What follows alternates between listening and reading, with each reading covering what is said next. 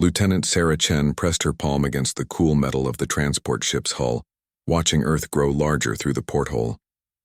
The blue marble looked exactly as she remembered from the recruitment posters, but something twisted in her stomach that had nothing to do with the descent. After 3 years fighting the Catherian Empire across 12 star systems, returning to her home planet felt more terrifying than any battlefield. The ship's intercom crackled to life. All returning veterans prepare for atmospheric entry. Welcome home, heroes. Sarah almost laughed at the word. She didn't feel like a hero as she clutched the acceptance letter from Riverside High School's integration program for military veterans. At 19, she was technically still young enough to finish her education, though the face staring back at her in the reflection seemed decades older than when she'd enlisted at 16. "You okay, Chen?" asked Marcus Rivera, another veteran from her unit. He'd been assigned to a different school district, lucky him. "You look like you're about to face another Catherian assault." Sarah forced a smile. "Just thinking about tomorrow. How hard can high school be after fighting aliens, right?" The transport touched down at the New Angeles spaceport with a gentle thud. Sarah gathered her single duffel bag, everything she owned in the world, and stepped onto the loading ramp. The Earth air hit her lungs with a sweetness she'd forgotten existed, free of the recycled atmosphere of military vessels and the toxic fumes of war-torn planets. Her foster family, the Hendersons, waited at the arrival gate with nervous smiles and a holographic welcome sign. They'd volunteered through the Veteran Reintegration Program, offering temporary housing while she completed her education. Mrs. Henderson rushed forward with outstretched arms, but Sarah's combat reflexes kicked in, stepping back with her hand moving toward a weapon that wasn't there. The awkward moment stretched before Mr. Henderson cleared his throat. "We're so proud to have you, Sarah. Our daughter Emma is excited to meet you. She's 17, so you'll be in some of the same classes." The drive through New Angeles revealed a city that had grown sleeker and more technological during her absence. Holographic advertisements floated above buildings, and flying cars zipped between traffic lanes. Everything seemed impossibly clean and bright after the devastation she'd witnessed on the frontier worlds. The school counselor, "Ms. Rodriguez will meet with you tomorrow morning," Mrs. Henderson explained as they pulled into the driveway of a modest suburban home. "She specializes in helping veterans adjust to civilian education. You're not the first, you know. There are about 30 other veteran students at Riverside." That evening, Sarah sat in her new bedroom, staring at the school schedule on her tablet: calculus, advanced literature, earth history, chemistry, physical education, and social integration. The last class was mandatory for all veteran students, designed to help them readjust to civilian social norms. Emma Henderson knocked on the doorframe, a girl with bright pink hair and clothes that seemed to change color as she moved. "Hey, I'm Emma. I know this is super weird, but I wanted to give you a heads up about school tomorrow." Sarah looked up from her tablet. "What kind of heads up?" Emma's expression grew serious. "Riverside can be intense. We have these social groups that basically run everything. The elites control most of the school activities, and they don't really like outsiders, especially not—" She paused, searching for the right words. "Especially not broken war veterans?" Sarah finished, her voice flat. "I wasn't going to say broken," Emma said quickly. "But yeah, they think military people are too aggressive or whatever. There's also this thing where everyone's always recording everything for their social feeds. Privacy isn't really a concept here anymore." Sarah felt a familiar chill run down her spine, the same sensation she'd experienced before walking into hostile territory. "Thanks for the warning." After Emma left, Sarah stood at her window looking out at the quiet suburban street. Somewhere in the distance, she could hear the hum of the city, the sound of a world at peace. She'd fought for 3 years to protect this peaceful existence, to ensure that teenagers like Emma could worry about social groups and homework instead of artillery bombardments and alien invasions. But now that she was here, in the world she'd helped save, Sarah wondered if she'd traded one war for another. The enemy might be different, but the feeling of being surrounded and outnumbered was exactly the same. She pulled out a small photo from her duffel bag, the only personal item she'd carried through the war. It showed her old squad, 12 soldiers who'd become family over 3 years of fighting. Only 4 of them had made it home. The rest were scattered across graves on distant worlds, their names etched into memorial walls she'd never see again. "I survived the Catherian War," she whispered to their faces in the photo. "I can survive high school." But even as she said the words, Sarah Chen wondered if she was lying to herself. Tomorrow she would face a battlefield she'd never trained for, equipped with skills that might prove useless against an enemy that fought with words instead of weapons. The thought of walking into Riverside High School felt more daunting than every alien world she'd conquered. Outside her window, the peaceful suburban night continued its quiet rhythm, unaware that one of humanity's greatest warriors was preparing for what might be her most difficult mission yet. The alarm clock's shrill beep at 0600 hours jolted Sarah from a nightmare about plasma cannons and screaming civilians. For a moment, she reached for her rifle before remembering where she was. The pink walls and civilian furniture of her bedroom came into focus, replacing the burning landscapes of her dreams. Sarah's morning routine was military precise. Shower, dress, inspect appearance, consume nutrition. Mrs. Henderson had left breakfast on the kitchen counter with a note wishing her luck, but Sarah's stomach was too tight to accept food. She'd learned to eat before battle, but this felt different, more unpredictable. Riverside High School loomed before her like a fortress of glass and steel, its modern architecture gleaming in the morning sun. Students streamed through the main entrance in clusters, their clothes displaying wealth and status markers that Sarah couldn't decode. Her own outfit, chosen by Mrs. Henderson, felt like camouflage that didn't quite match the terrain. The first challenge came at the security checkpoint. When the scanner detected the metal implants from her military service, a cybernetic spine reinforcement and neural interface ports, alarms began blaring. Security guards rushed forward, their hands moving toward stun weapons. "Veteran student," Sarah announced calmly, producing her identification chip. "Lieutenant Sarah Chen reporting for educational duty." The head security guard, a man named Officer Brooks, examined her credentials with the practiced eye of someone who'd seen military ID before. "Welcome to Riverside, Lieutenant. Fair warning, the metal detectors here are more sensitive than military bases. You'll need to use the veteran entrance on the east side from now on." Ms. Rodriguez, the guidance counselor, met Sarah in the main office. She was a small woman with kind eyes and the patient demeanor of someone accustomed to handling traumatized teenagers. "Sarah, I'm so glad you're here. How are you feeling about today?" "Ready for deployment, ma'am," Sarah replied automatically, then caught herself. "I mean, ready for school." Ms. Rodriguez smiled gently. "It's okay to use military terminology. Many of our veteran students do initially. Let me show you to your first class, and remember, if you need anything, my office is always open." Advanced mathematics was Sarah's first class, and she chose a seat near the back corner with clear sight lines to all entrances.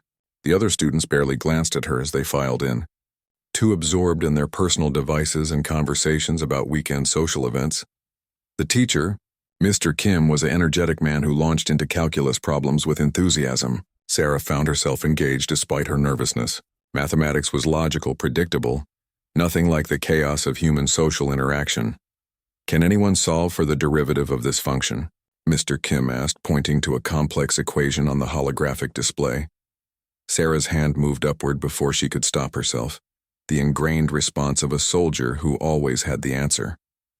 The room fell silent as 20 pairs of eyes turned toward her. She felt exposed, vulnerable in a way she'd never experienced in combat. "The new girl knows calculus?" whispered someone from the front row. "Didn't she just transfer from some military program?" "Sarah?" Mr. Kim prompted gently.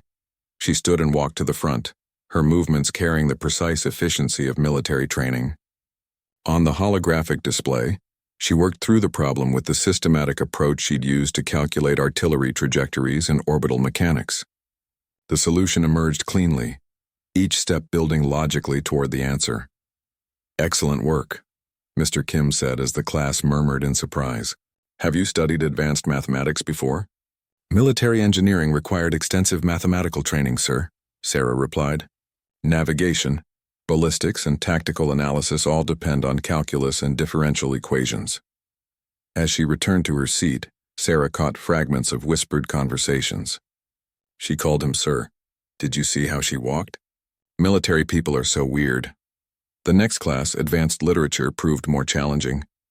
The teacher, Mrs. Patterson, was discussing a novel about war, but her interpretation felt sanitized and academic. When she described battle scenes as metaphors for inner conflict, Sarah's jaw clenched involuntarily. War literature often uses combat as a symbol for personal struggles, Mrs. Patterson explained to the class. The author never actually experienced warfare, so these scenes represent psychological battles rather than literal violence. Sarah's hand shot up again. Permission to speak, ma'am? Mrs. Patterson blinked at the formal language. Of course, Sarah. With respect, ma'am, I disagree with that interpretation. The author may not have experienced combat personally, but the tactical descriptions are accurate enough to suggest extensive research with actual veterans. The scene on page 47 describes a pincer movement that's textbook military strategy, not psychological metaphor. The classroom fell silent again. Mrs. Patterson's face flushed slightly. That's an interesting perspective, but I think you might be overanalyzing the technical aspects rather than focusing on the emotional themes. In my experience, technical accuracy and emotional truth are connected, Sarah replied. When an author gets the details right, it suggests they understand that war isn't just a metaphor. It's a reality that changes everyone who experiences it. After class, Sarah overheard two students talking as they packed their bags. She's so intense, one said. Like, it's just a book. Why does she have to make everything about the military? Lunch period presented the greatest challenge yet. The cafeteria was a complex ecosystem of social hierarchies that Sarah couldn't immediately decode. Students sat in clearly defined territories, invisible boundaries marking off different groups. She grabbed a nutritional meal pack and looked for neutral ground. A table of students near the windows seemed less territorial than the others. As Sarah approached, a girl with elaborate makeup and expensive clothes looked up with curiosity, rather than hostility. You're the new veteran student, right? The girl asked. I'm Jessica Torres. I heard you made Mrs. Patterson turn red during lit class. Sarah sat down carefully, maintaining awareness of the room's exits. I simply offered an alternative interpretation of the text. Alternative interpretation, laughed another student. A boy with artificially enhanced muscles that spoke of expensive genetic modifications. That's one way to put it. You basically told her she didn't know what she was talking about. Brad, don't be a dick, Jessica said, though she was smiling. I thought it was cool. Mrs. Patterson acts like she knows everything about everything. It's about time someone called her out. Are you really 19? Asked another girl, studying Sarah with unconcealed fascination. You look older. I mean, not old, just experienced. Sarah considered how to answer. Military service ages you quickly. We packed a lot of living into 3 years. What was it like? Brad asked, his artificial bravado dropping away. Fighting aliens, I mean. Was it like the movies? The question hit Sarah like a physical blow. Images flashed through her mind. The screaming of Catherian weapons, the smell of burning human flesh, the weight of her squad leader's body as she carried him to safety. Her hands began to shake slightly before she forced them still. Nothing like the movies, she said quietly. Movies make war look heroic. Reality is mostly fear, exhaustion, and trying to keep your friends alive long enough to go home. The table fell silent. Sarah realized she'd said too much, revealed weakness that could be exploited. In combat, showing vulnerability invited attack. She wasn't sure if civilian social dynamics worked the same way. Jessica reached across the table and touched Sarah's hand gently. I'm sorry. We shouldn't have asked. But before Sarah could respond, a new voice cut through the conversation like a blade. Well, well. The famous war hero has found some friends. Sarah looked up to see 3 students approaching their table, led by a tall girl with perfect features and clothes that probably cost more than a military salary. Everything about her radiated confidence and control. Madison? Jessica said with obvious nervousness. We were just talking. Madison's smile was sharp and predatory. I heard about your little performance in literature class, soldier girl. Very impressive, showing up the teacher on your first day. That takes real courage. The words were complimentary, but the tone carried an unmistakable threat. Sarah recognized the approach. The way dominant predators tested new arrivals to establish hierarchy. She'd seen it in military units, alien species, and now apparently in high school cafeterias. I was simply participating in class discussion, Sarah replied evenly.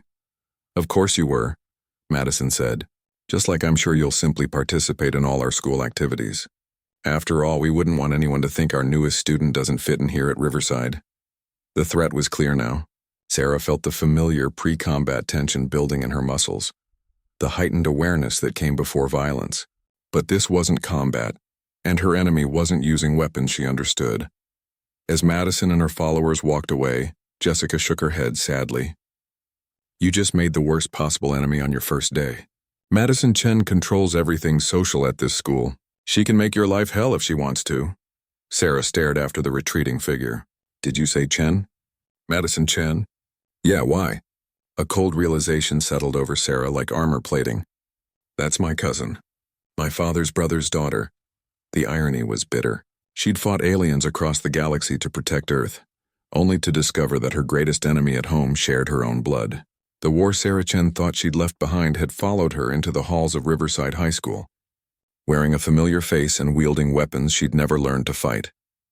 That evening, Sarah sat in the Henderson family's living room with her tablet, researching everything she could find about Madison Chen. Social media profiles, school records, family connections. The intelligence-gathering habits of a soldier applied to high school politics. Madison was 17, 2 years younger than Sarah, but she'd built an empire within Riverside High School. Student body president, captain of the debate team, founder of the elite social club that essentially controlled school events and social hierarchies. Her online presence was carefully curated perfection, thousands of followers hanging on her every post. Emma Henderson flopped onto the couch beside Sarah, noting the grim expression on her face. Let me guess. Madison Chen? You know her? Everyone knows Madison. She's basically the queen of Riverside. Super smart, super connected, and absolutely ruthless if you cross her. Emma studied Sarah's tablet screen. Wait, why are you looking at her family information? Oh my God, are you related? Sarah's finger traced the family tree displayed on her screen. Cousins. My father's brother, Dr. Richard Chen, is her father. He's some kind of successful businessman now. Dr. Chen owns half the medical technology companies in the city, Emma said with awe. He's like billionaire-level wealthy. Madison drives a flying car that costs more than most people's houses. The pieces were falling into place with military precision. Uncle Richard had been the academic star of the Chen family, while Sarah's father had been the black sheep who enlisted in the military during the early stages of the Catherian War. The family had split over the decision, with Uncle Richard arguing that education and economic progress were more important than military service. Sarah's father had died during the siege of Kepler Station, along with her mother who'd been serving as a medical officer. Uncle Richard had never attended the funeral, citing business obligations. Now his daughter controlled the social battlefield Sarah was trying to navigate. Does Madison know you're related? Emma asked. She called me Chen when we met, but I'm not sure if she made the connection. Military records list me under my service designation. My full name is Sarah Chen Martinez, but I've been Lieutenant Chen for 3 years. Emma's eyes widened. You need to tell her who you are. Family is family, right? Maybe she'll back off if she knows. Sarah thought about Uncle Richard's cold response to her father's military service, the way he dismissed the war as a distraction from more important matters. I'm not sure family connections will help. Our fathers didn't exactly part on good terms.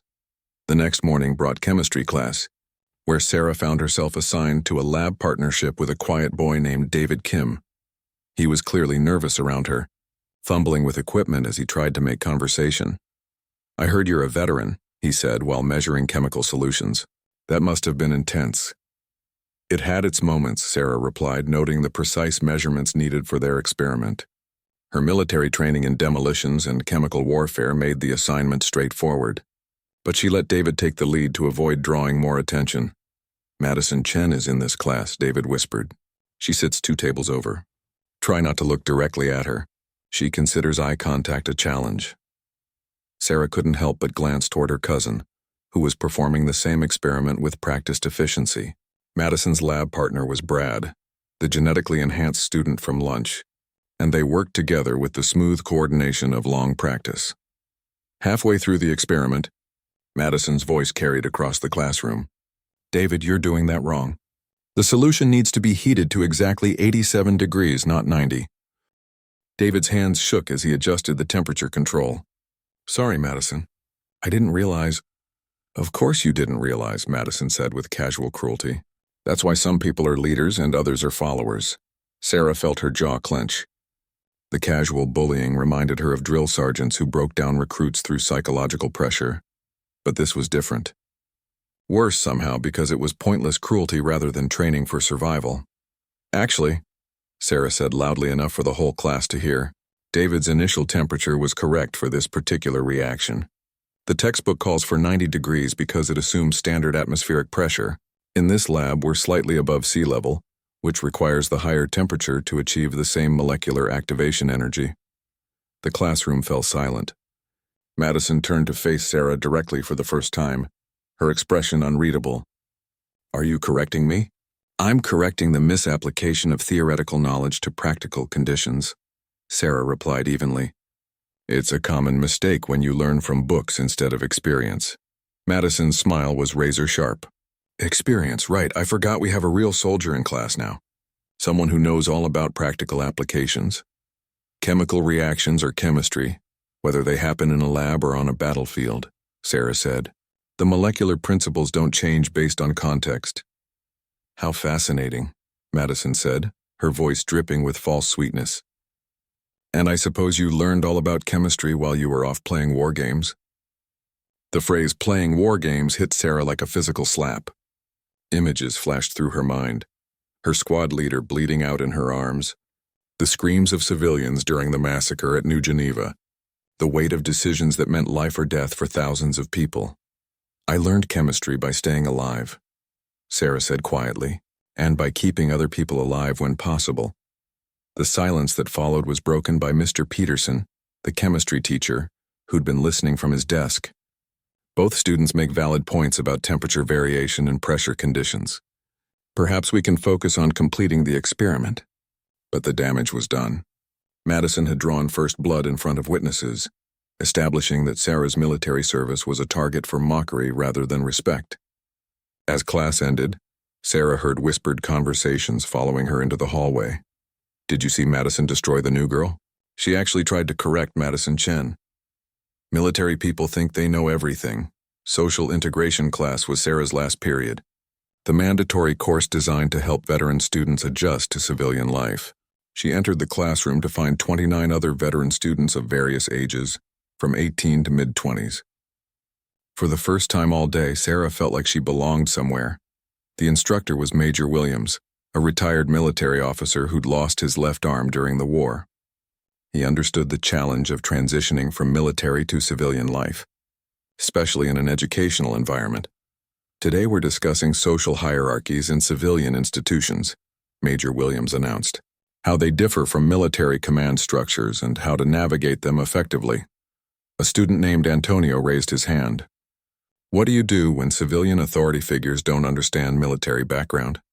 I had a teacher tell me that following orders makes you a mindless drone. Civilian educators sometimes mistake military discipline for lack of independent thinking, Major Williams replied. Your job is to demonstrate that military training actually enhances critical thinking skills, not replaces them. Sarah found herself speaking without planning. What about when civilian students use your service as a target for social attacks? When they treat military experience like a character flaw? The room fell silent. Every veteran student understood the subtext of her question. Major Williams studied her carefully. Are you experiencing hostility from other students, Lieutenant Chen? Some social resistance, sir. Nothing I can't handle. Remember, this isn't combat. You can't resolve civilian conflicts with military solutions. Sometimes strategic withdrawal is the best tactical option. But even as Sarah nodded agreement, she knew she wouldn't retreat. She'd fought too hard, lost too many friends, sacrificed too much to let anyone dismiss her service as meaningless. Madison Chen had declared war using social weapons instead of plasma rifles, but war was still war. After class, Sarah walked to her locker to collect her belongings. Taped to the metal surface was a note written in elegant handwriting. Welcome to Riverside, cousin. I look forward to getting to know you better. MC. The message was polite, but Sarah recognized a threat assessment when she saw one. Madison knew exactly who she was, and had chosen to escalate rather than de-escalate the conflict. The family connection meant nothing in the face of whatever game Madison was playing. Sarah crumpled the note and dropped it in a nearby waste disposal unit. If Madison wanted a war, she'd picked the wrong opponent. Sarah Chen had survived 3 years of actual combat against alien forces that wanted to exterminate humanity. One teenage social predator, even a related one, didn't seem like an insurmountable challenge. But as she walked toward the student parking area, Sarah couldn't shake the feeling that she was missing something important about the rules of engagement in this new battlefield. Military training had prepared her for enemies who wanted to kill her, but Madison Chen was something else entirely. An enemy who wanted to destroy her without leaving visible wounds, using weapons that Sarah didn't fully understand yet. The war for Sarah's place at Riverside High School was about to begin in earnest, and for the first time since enlisting, she wasn't sure she had the right training for the mission ahead. The war began in earnest during the following week. Madison's first tactical strike came during lunch period when Sarah discovered that every table in the cafeteria had suddenly become reserved for specific groups. Students who'd been friendly the day before suddenly avoided eye contact, leaving Sarah standing alone with her meal tray while hundreds of eyes watched her isolation. Madison sat at the center table with her inner circle, occasionally glancing towards Sarah with the satisfied expression of a general who'd executed a successful flanking maneuver. The message was clear. Social belonging was a privilege that could be revoked without warning. Sarah adapted quickly. She found an empty classroom and ate alone while reviewing course materials, turning isolation into productive solitude. If Madison wanted to control the social battlefield, Sarah would simply avoid that battlefield entirely. But Madison's campaign was more sophisticated than simple exclusion. Over the next few days, Sarah's academic performance became a target. In advanced literature, Mrs. Patterson began questioning every contribution Sarah made to class discussions, demanding additional sources and context for opinions that other students could state without challenge. "Sarah, when you say this poem reflects the author's military experience, can you provide biographical evidence for that claim?" Mrs. Patterson asked with barely concealed irritation. "The metaphor structure and tactical language suggest familiarity with military operations," Sarah replied. "The progression from reconnaissance to engagement to retreat follows standard battlefield doctrine. That's speculation, not analysis. Unless you can cite specific biographical sources, please stick to textual evidence only."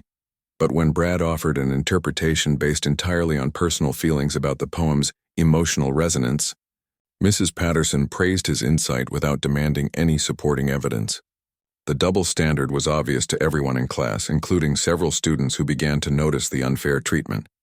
Sarah's response was methodical. She began researching every assignment with military-grade thoroughness, producing papers with extensive citations and historical context that exceeded college-level standards. If Mrs. Patterson wanted biographical evidence, Sarah would provide enough research to overwhelm any academic challenge. The strategy worked too well. When Sarah submitted a 15-page analysis of war poetry with 47 academic sources, Mrs. Patterson was forced to award it the highest grade in class. But the victory came with a cost as other students began resenting her academic dominance. "Show off," muttered Jessica Torres after class. "We get it, you're smart. You don't have to make the rest of us look stupid." The comment stung because Jessica had been one of the few students to show genuine friendliness. Sarah realized that academic excellence was being weaponized against her, forcing her to choose between succeeding and fitting in. Meanwhile, Madison's intelligence network was gathering information about Sarah's background. During chemistry class, she began making casual references to military disasters and strategic failures, always delivered with innocent curiosity. "I read about the retreat from Zarian Prime," Madison said during a lab exercise. "Wasn't that where a whole division got wiped out because someone misread tactical data? So tragic when leadership failures cost lives." Sarah's hand stilled on her equipment. The retreat from Zarian Prime had been her first major engagement, a disaster that haunted her nightmares. 40,000 soldiers had died when intelligence reports proved inaccurate, forcing a chaotic withdrawal under enemy fire. "Strategic retreats preserve forces for future operations," Sarah replied carefully. "Losing battles to win wars is basic military doctrine." "Of course," Madison said with false sympathy. "I'm sure the families of the dead soldiers found that very comforting." The psychological warfare was expertly executed. Madison had researched specific events from Sarah's service record and was using them as weapons, probing for emotional vulnerabilities while maintaining plausible deniability. Sarah's response was to gather intelligence of her own, She began studying Madison's social network, with the same systematic approach she'd used to analyze enemy communications during the war. Social media posts, class schedules, friend groups, family connections. Every piece of information was cataloged and analyzed for tactical advantage. The research revealed Madison's first major vulnerability. Despite her wealth and influence, Madison's social control was actually fragile, maintained through careful manipulation rather than genuine loyalty. Several students in her inner circle privately resented her authoritarian leadership, but stayed loyal out of fear rather than affection. Sarah's breakthrough came when she overheard a conversation between Madison and her lieutenant, a girl named Crystal who handled social media management for the elite social club. "The veteran thing is getting old," Crystal was saying. "People are starting to think you're being too harsh. Maybe we should try a different approach." "I don't care what people think," Madison replied coldly. "Sarah Chen represents everything wrong with our family's legacy. Military service is what broke our family apart, and I won't let her bring that destructive influence into my school." The personal motivation behind Madison's campaign became clear. This wasn't just about social dominance or territorial control. Madison blamed military service for destroying her family's unity, seeing Sarah as a living reminder of choices that had torn the Chen family apart. Armed with this intelligence, Sarah began planning her counteroffensive. But first, she needed allies, and her military background had taught her that the strongest alliances came from shared purpose rather than personal loyalty. The opportunity came during physical education class, where Sarah's military fitness training became apparent. While other students struggled with the obstacle course, Sarah completed it with effortless efficiency, moving through the challenges like they were basic training exercises. "Chen, you're supposed to be participating, not showing off," called Coach Martinez, but his tone carried approval rather than criticism. After class, David Kim approached her nervously. "Could you maybe help me with the fitness requirements? I'm failing PE and my parents will kill me if I don't graduate." Sarah considered the request. David was quiet and often targeted by Madison's group for being socially awkward. Helping him would serve multiple purposes: building an alliance, demonstrating leadership, and potentially creating a loyalty that Madison couldn't break.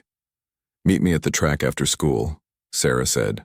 "Bring water and prepare to work." Word spread quickly that Sarah was offering fitness training to struggling students. Within days, she had a small group of athletes and non-athletes who gathered after school for voluntary conditioning sessions. Sarah structured the training like military PT, but adapted for civilian students who needed encouragement rather than intimidation. The group included David Kim, 2 other academically focused students who struggled with athletics, and, surprisingly, 3 members of the school's track team who wanted to improve their performance. Sarah found herself in a natural leadership role, something that felt comfortable after years of commanding soldiers. Madison's response was swift and calculated. During the next student council meeting, which Sarah attended as an observer, Madison raised concerns about unauthorized training activities on school property. "We need to ensure that all student activities are properly supervised and follow school safety protocols," Madison announced. "I've heard reports of military-style training exercises that could pose liability risks." Principal Davidson, a middle-aged administrator who clearly wanted to avoid controversy, looked uncomfortable. "Are you referring to Sarah Chen's fitness group? I've received positive reports about students improving their physical performance." "I'm sure Sarah means well," Madison said with practiced sincerity, "but military training methods aren't appropriate for civilian students. We wouldn't want anyone to get hurt because of inexperience with proper safety procedures." The attack was brilliant in its subtlety. Madison had positioned herself as concerned about student welfare, while implying that Sarah's military background made her dangerous to other students. The suggestion that military training was inherently unsafe played into civilian fears about veteran reintegration. Sarah requested permission to address the council, standing at attention as she'd been trained for formal military briefings. "Madam President, the conditioning program follows established civilian fitness protocols adapted from military training principles. All exercises are designed for safety and gradual improvement. No student has been injured and participation is entirely voluntary." "Of course," Madison replied smoothly, "but good intentions don't eliminate liability concerns. Perhaps it would be better to work through official school athletics programs rather than conducting independent training sessions. Principal Davidson nodded reluctantly. "Sarah, I appreciate your enthusiasm for helping other students, but Mrs. Chen raises valid points about insurance and supervision. Perhaps we could arrange something through the PE department." The bureaucratic shutdown was expertly orchestrated. Madison had used official channels and safety concerns to eliminate Sarah's growing influence while appearing reasonable and responsible. The fitness group was effectively disbanded before it could become a real threat to Madison's social control. As the meeting ended, Madison approached Sarah with a smile that didn't reach her eyes. "I hope you understand this isn't personal, cousin. We all want what's best for the students here." "Of course," Sarah replied. "Student safety is the highest priority." But privately, Sarah was impressed despite herself. Madison had outmaneuvered her using institutional authority and regulatory concerns, demonstrating tactical thinking that would have been valuable on an actual battlefield. Her cousin was proving to be a more formidable opponent than many alien commanders Sarah had faced during the war. The fitness group incident taught Sarah an important lesson about civilian warfare. Direct confrontation and obvious leadership made her a target for institutional countermeasures.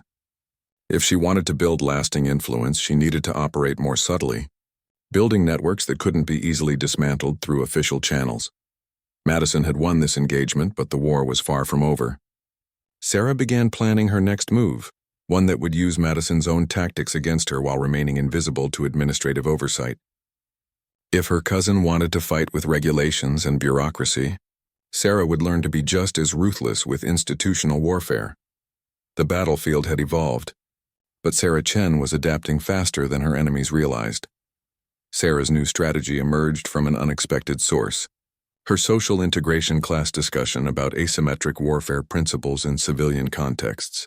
Major Williams had been explaining how military concepts applied to nonviolent conflict resolution when Sarah realized she'd been fighting the wrong kind of war. In civilian institutions, Major Williams explained, power comes from influence networks rather than command authority. The most effective operators work behind the scenes, building relationships and creating value for others, rather than asserting dominance directly. Sarah began studying Madison's empire more carefully, looking for structural weaknesses rather than direct confrontation opportunities. She discovered that Madison's control relied heavily on information management and social media influence. The elite social club's power came from controlling narrative, deciding which students were worthy of attention and which were ignored. The counteroffensive began with Sarah's academic performance. Instead of overwhelming teachers with excessive research, she began helping other students improve their work. She offered tutoring sessions in mathematics and science, sharing study guides and explaining complex concepts in simple terms. The assistance was provided quietly, without fanfare or official organization, that could be targeted by administrative intervention. Sarah simply made herself available to students who needed help, building genuine relationships based on mutual benefit rather than social positioning. David Kim was her first success story. With Sarah's help, his chemistry grades improved dramatically, and his confidence grew along with his academic performance. He began defending Sarah when other students made snide comments about military backgrounds, creating organic support that Madison couldn't easily counter. "Sarah actually listens when you ask questions," David told Jessica Torres during lunch. "She doesn't make you feel stupid for not understanding something immediately." Word spread organically. Students who struggled with mathematics began seeking Sarah's help, discovering that her military engineering background made complex problems seem manageable. Unlike Madison's intellectual superiority, which was used to intimidate and exclude, Sarah's knowledge became a resource that benefited everyone. The approach worked because it avoided direct competition with Madison's social territory. Sarah wasn't trying to become popular or accumulate social media followers. She was providing practical value that improved other students' lives, creating loyalty based on genuine appreciation rather than fear or social aspiration. Madison's response revealed the limitations of her power structure. When she tried to discourage students from seeking Sarah's academic help, she came across as petty and controlling. Several students began questioning why Madison would oppose something that helped them succeed academically. "It's weird that Madison doesn't want people getting better grades," Crystal confided to another student. unaware that Sarah was listening nearby. Like, isn't academic success supposed to be good for everyone?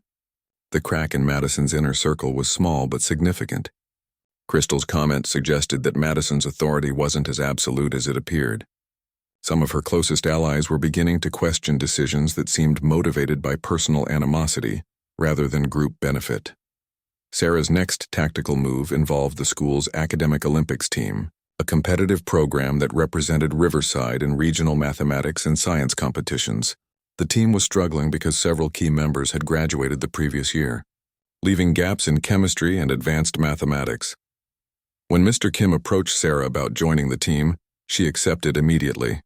Academic Olympics operated outside Madison's social sphere, providing a platform where Sarah's abilities were assets rather than threats to existing hierarchies.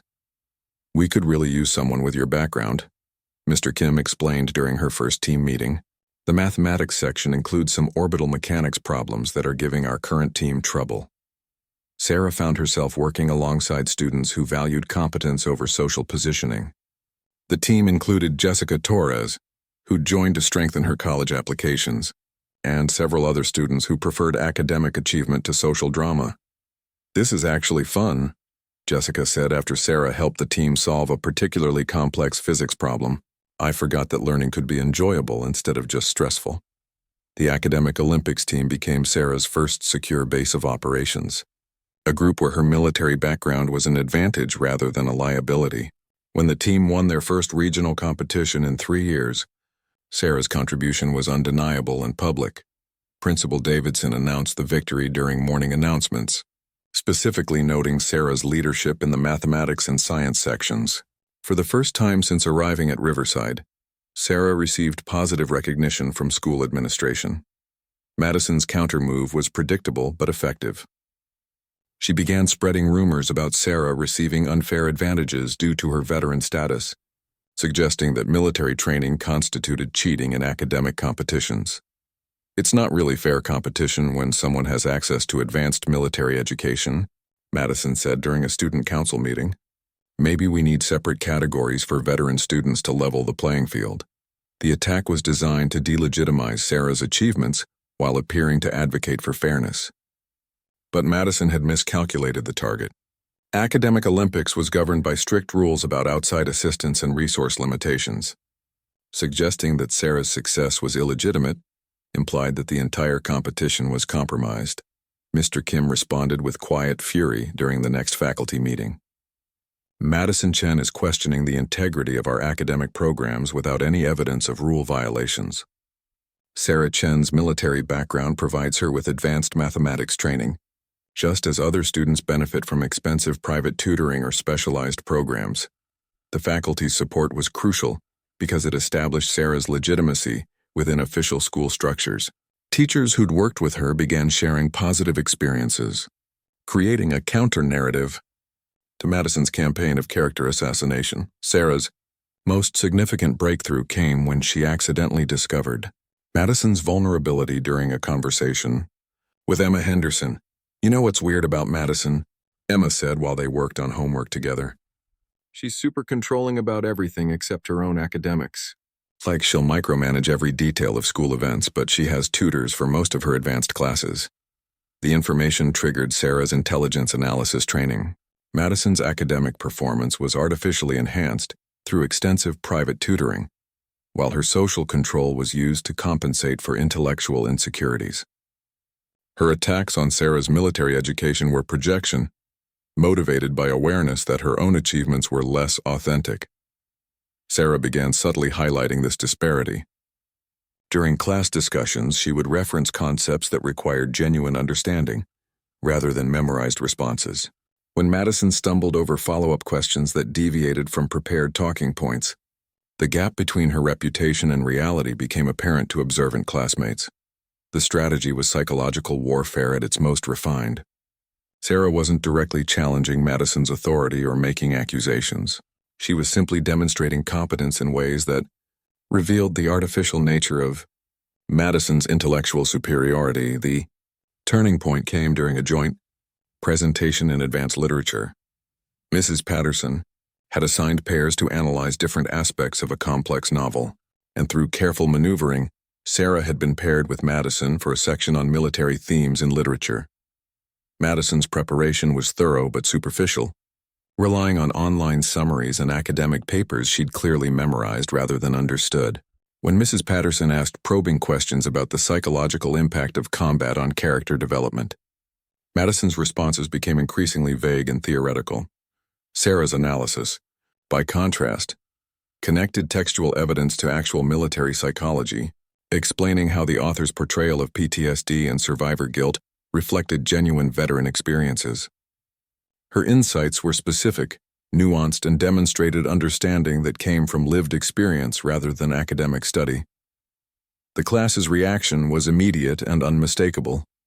Students leaned forward, engaged by Sarah's authentic expertise in ways that Madison's polished but hollow presentations had never achieved. Even Mrs. Patterson, despite her obvious bias, was forced to acknowledge the depth and originality of Sarah's analysis. After class, Sarah overheard fragments of conversation that revealed the shifting dynamic. "Did you see Madison's face when Sarah explained that part about combat stress? I never knew literature could be that interesting. Military people actually have some advantages in understanding this stuff." The academic victory was significant because it occurred in Mrs. Patterson's classroom, the territory where Madison had felt most secure in her intellectual superiority. Sarah had demonstrated that authentic expertise trumped artificial preparation, undermining one of Madison's core power sources. Madison's response was swift and vicious. The next day, Sarah discovered that her locker had been vandalized with military slurs and anti-war graffiti. The attack was designed to provoke an angry response that would justify administrative intervention against Sarah's growing influence, but Sarah's military training had prepared her for psychological operations designed to trigger counterproductive reactions. Instead of responding with anger or reporting the incident, she simply cleaned the locker and continued her normal routine. The non-response confused Madison's supporters and impressed neutral observers. Students began noticing that Sarah remained calm and professional despite provocation, while Madison's faction seemed increasingly desperate and mean-spirited. "She's not even fighting back," Crystal observed to another student. "It's like she doesn't care what we do to her." The perception of invulnerability was Sarah's greatest psychological weapon. By refusing to show weakness or retaliate against attacks, she projected the confidence of someone who couldn't be truly threatened by high school social warfare. Madison was beginning to realize that she'd chosen the wrong opponent. But retreat wasn't possible without losing face. The conflict was escalating toward a final confrontation that would determine who controlled the social landscape of Riverside High School. The final battle began with an invitation. Madison Chen personally delivered a gilded card to Sarah's locker during passing period, her smile carrying the dangerous charm of a predator confident in her trap. "Sarah, I'd love for you to attend the Elite Social Club's annual achievement gala this Saturday evening.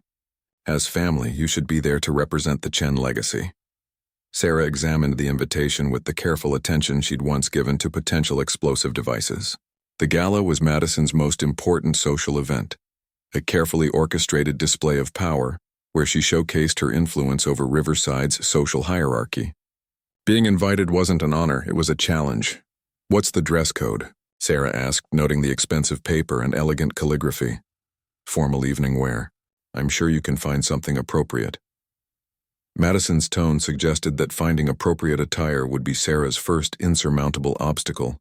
That afternoon, Sarah discussed the invitation with Major Williams during their weekly counseling session. As a veteran advocate, he understood the psychological dimensions of civilian conflicts better than most military personnel. "She's trying to force you into an environment where you'll be obviously out of place," Major Williams analyzed. "Wealthy students in expensive clothes, social rituals you haven't learned, conversations about privilege and status that exclude your background. So I shouldn't attend? That depends on your objective, Lieutenant. Are you trying to avoid conflict or win it?" Sarah considered the question carefully. Avoiding the gala would be tactical retreat, preserving her current position but conceding Madison's dominance over important social territory. Attending meant accepting battle on ground of Madison's choosing, but it also offered opportunities to demonstrate that Sarah couldn't be intimidated or excluded. "I need to attend," Sarah decided. But I need to change the rules of engagement. Her first challenge was the dress code. Sarah's entire wardrobe consisted of military uniforms and casual civilian clothes purchased for school. She had no formal wear and no budget for expensive evening attire. Emma Henderson offered to help, opening her closet with the enthusiasm of someone who'd been waiting for a fashion emergency. "We're about the same size. You can borrow whatever you want." But Sarah rejected the typical formal dresses Emma suggested. Instead, she selected a simple black outfit that could be modified with military precision accessories. Her service medals worn on a thin chain as jewelry, polished military boots that looked formal but maintained practical function, hair styled in a neat military regulation updo that projected competence rather than glamour. The look was deliberately unconventional. Sarah wasn't trying to fit into Madison's social environment. She was asserting that military bearing had its own dignity that didn't require civilian validation. "You look like a warrior princess," Emma said approvingly. "Elegant but dangerous." Saturday evening arrived with unseasonable rain that turned the drive to the country club into a tactical exercise in difficult terrain. Sarah arrived precisely on time, neither early enough to seem eager nor late enough to appear disrespectful. The Chen Family Country Club was a monument to wealth and exclusivity, all polished marble and crystal chandeliers that reflected the cost of membership rather than aesthetic beauty. Students arrived in flying cars worth more than military salaries, wearing clothes that represented months of typical family budgets. Sarah entered alone, immediately noting exit routes, potential allies, and the social geography of the main ballroom. Madison held court near the center of the room, surrounded by her inner circle and several adults who were clearly parents or club officials. The initial reaction to Sarah's arrival was exactly what Madison had planned. Conversations paused as students registered her presence, noting the unconventional formal wear and military bearing that marked her as fundamentally different from everyone else in the room. But Sarah had prepared for this moment. Instead of hovering awkwardly at the edges of the gathering, she approached the reception table and signed the guest register with military precision, then proceeded directly to introduce herself to the adult chaperones. "Good evening. I'm Sarah Chen, Madison's cousin and a recent veteran of the Catherian War. Thank you for welcoming me to this event." The adults responded with immediate interest and respect. Veterans were honored in civilian society, even if teenage social hierarchies sometimes forgot that fact. Several parents engaged Sarah in conversations about her military service, creating a circle of attention that drew other students' curiosity. 3 years of combat duty?" asked Dr. Morrison, whose daughter was one of Madison's lieutenants. "That's extraordinary for someone so young. What was your specialty?" "Combat engineering and tactical analysis, sir.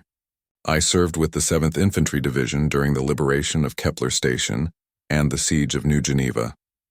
The names carried weight among adults who'd followed the war news. These weren't abstract military operations to them, but famous battles that had determined humanity's survival against alien invasion. Sarah's service record represented genuine heroism rather than teenage posturing. Madison's first countermove was to interrupt the conversation with practiced social grace. "Uncle Robert, I'm so glad you could meet my cousin Sarah.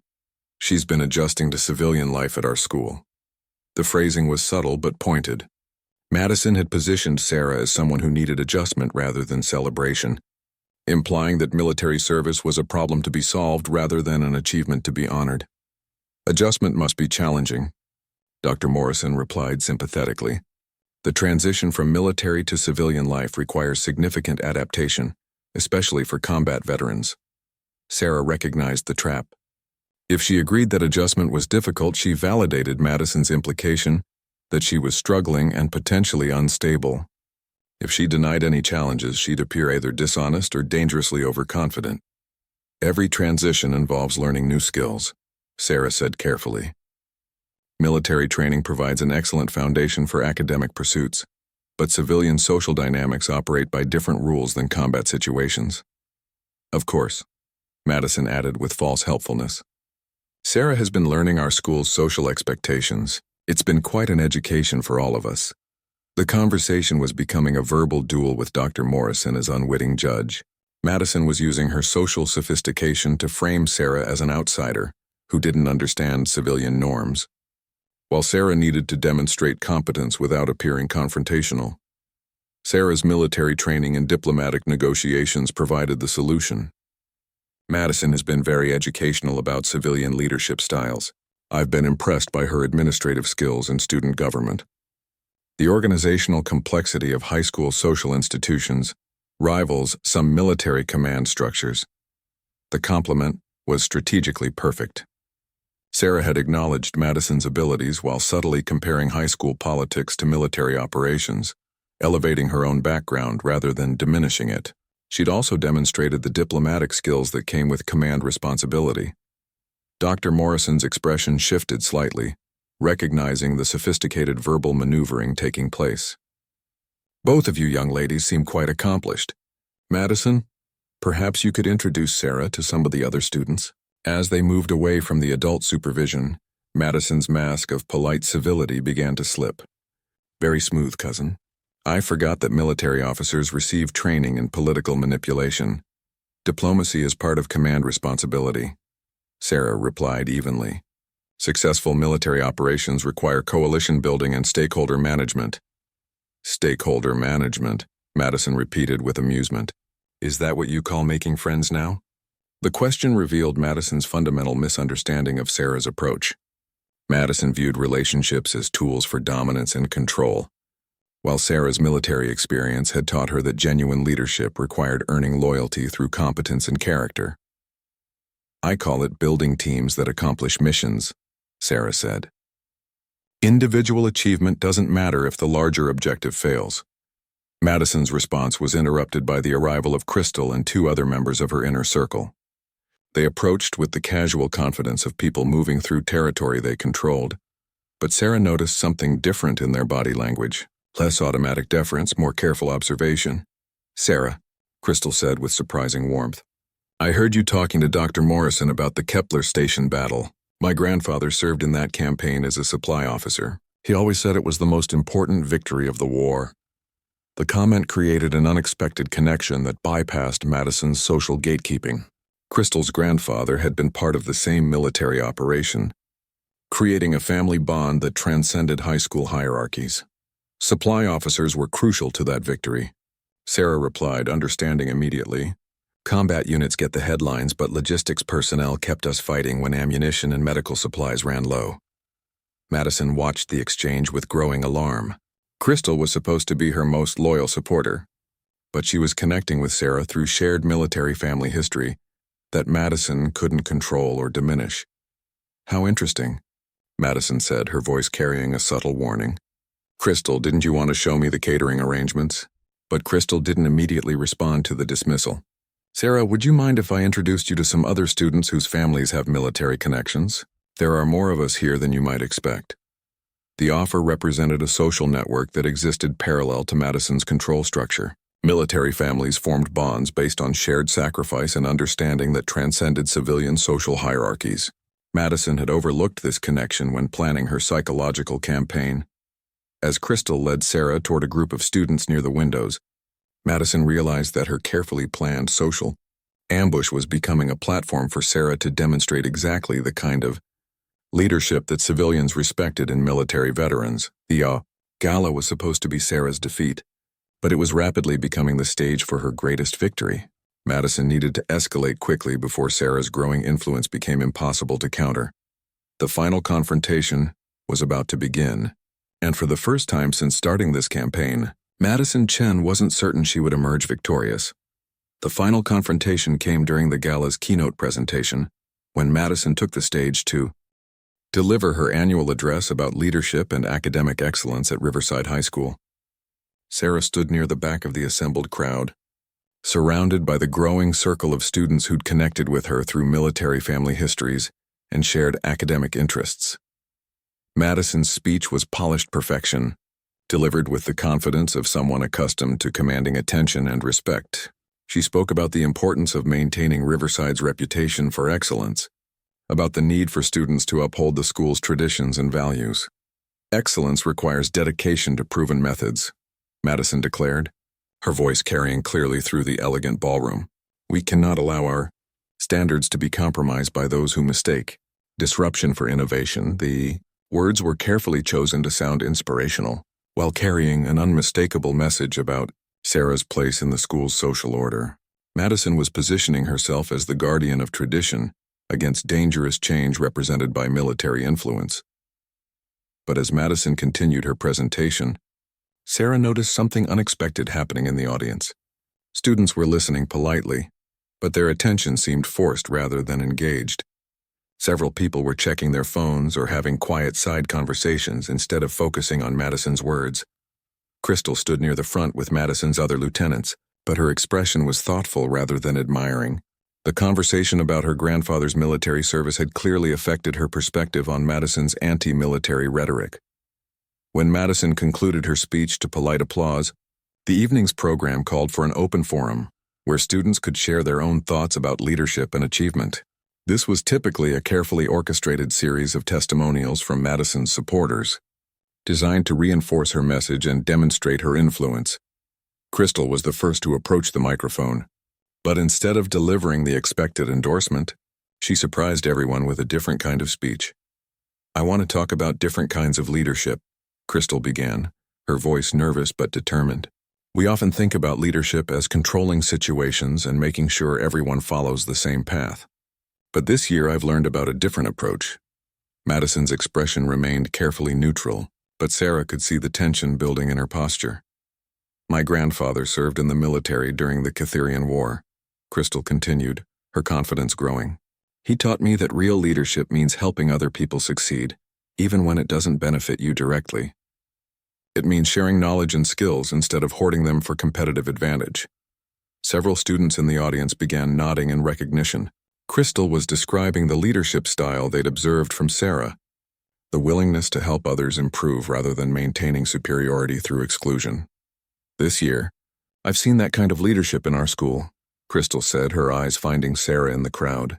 "Students helping each other with academics, sharing knowledge freely, and building teams that accomplish things none of us could do alone." The speech was devastating precisely because it came from Madison's inner circle.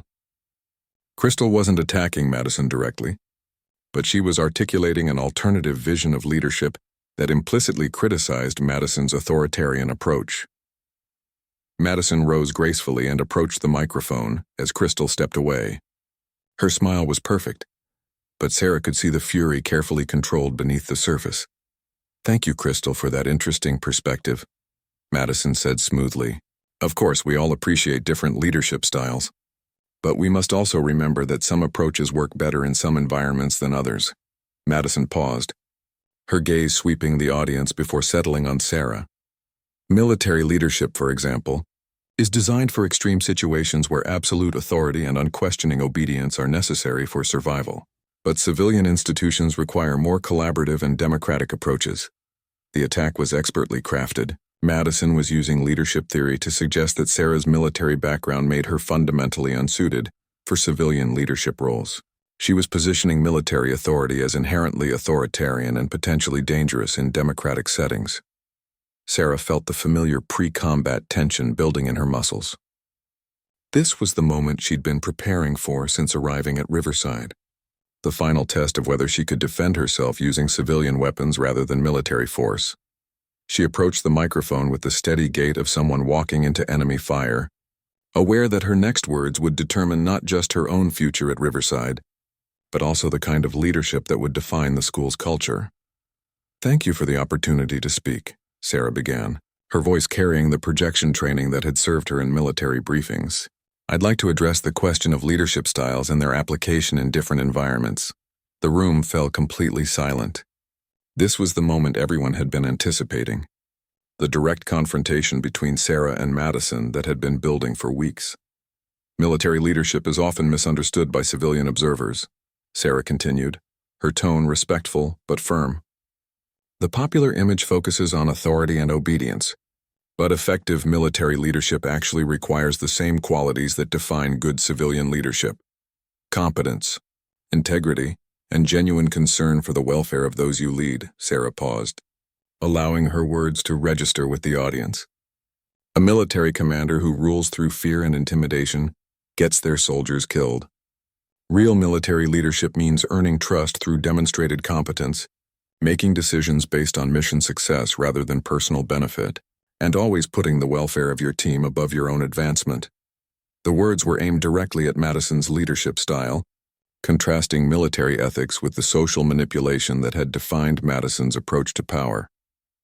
During my 3 years of service, Sarah continued, I learned that the strongest teams are built through shared purpose and mutual support, not through dominance hierarchies or competitive exclusion. When everyone succeeds, the mission succeeds. When leaders hoard information or resources to maintain control, everyone suffers. Several students in the audience began applauding, recognizing the implicit critique of Madison's authoritarian social control. Madison stepped forward, reclaiming the microphone with a smile that didn't reach her eyes. Those are noble sentiments, Sarah, but we must consider whether military values translate effectively to civilian contexts. After all, schools aren't battlefields and students aren't soldiers who can be ordered to follow commands. You're absolutely right, Sarah replied, accepting the microphone back. Schools aren't battlefields. Students shouldn't have to fight for acceptance or struggle against artificial hierarchies designed to maintain someone else's power. Education should be collaborative rather than competitive, focused on helping everyone reach their potential rather than ensuring that only a few people get to succeed.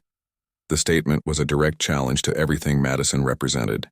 Sarah was arguing for fundamental change in Riverside's social culture, replacing Madison's exclusionary system with something more democratic and inclusive. Dr. Morrison, who had been listening intently from his position among the adult chaperones, approached the microphone. This has been a fascinating discussion about leadership philosophy. Perhaps both perspectives have merit in different situations. But before he could continue, something unexpected happened. David Kim, who had been standing near the side of the room, stepped forward and began speaking without approaching the microphone. I want to say something, David announced, his voice louder than anyone had ever heard from the typically quiet student. Sarah helped me improve my grades in chemistry and mathematics without asking for anything in return. She shared study materials and explained concepts until I understood them, even though it took extra time from her own schoolwork. Other students began joining David's testimonial. Jessica Torres talked about how Sarah had helped her understand physics concepts for academic Olympics. Students from Sarah's informal tutoring sessions described how she'd made difficult subjects accessible and engaging. She never made me feel stupid for asking questions, said one student. She actually listened and found different ways to explain things until they made sense. The spontaneous testimonials created a groundswell of support that Madison couldn't control or counter. These weren't orchestrated endorsements from loyal followers, but genuine appreciation from students whose lives had been improved. Through Sarah's help, Madison watched her carefully constructed social empire begin crumbling as students publicly acknowledged leadership that operated outside her control structure. The testimonials weren't just supporting Sarah. They were implicitly criticizing Madison's approach to power and influence. Principal Davidson, who had attended the gala as a guest, stepped forward to address the crowd. This evening has demonstrated the kind of thoughtful leadership discussion that makes me proud of Riverside's student body. Both young ladies have articulated important perspectives on service and achievement. The diplomatic statement avoided taking sides while acknowledging that both students had legitimate leadership qualities.